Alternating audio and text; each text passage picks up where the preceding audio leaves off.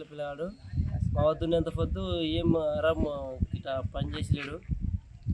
మంచి పిల్లగాడే మా వద్దు ఇచ్చి 4 ఏళ్ళు అయిందో 3 ఏళ్ళు అయిందో మాకు బాగా గ్యాస్ లేదు.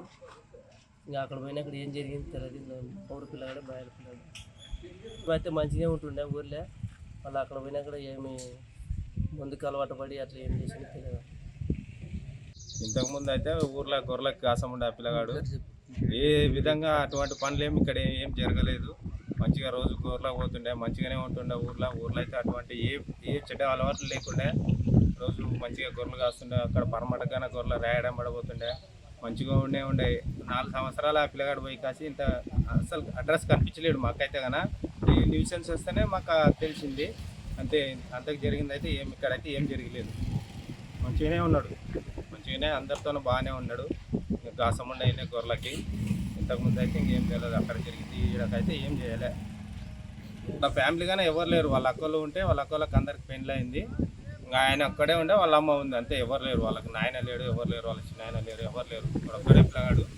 ఈయన గొర్రెలకు గాసం ఉండే అంతే. ఇంకా ఊర్లో కానీ కూలి పని పోతున్నా, కూలి పని పోక ఇంకా నాకు పైసలు కావాలంటే మా ఊర్లోనే ఒకరితో మాట్లాడి గొర్రెలకు గాసం పెట్టిండు.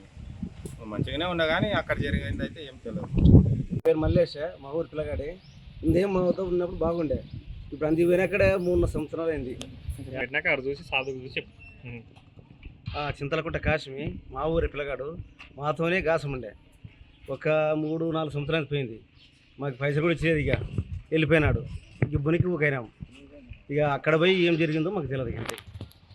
గ్రామం కేటితోటి మండలం గద్వాల జోలమ్మ గద్వాల జిల్లా. మా బాయ్ కాశ్మే ఎటువంటి ప్రాబ్లం చేయలే ఇంతవరకే. ఈరోజు అక్కడ చేసిందంటే మాకు కూడా ఒప్పలే. ప్రాబ్లం అయితే ఏం చేసిండో తెలియదు మాకు.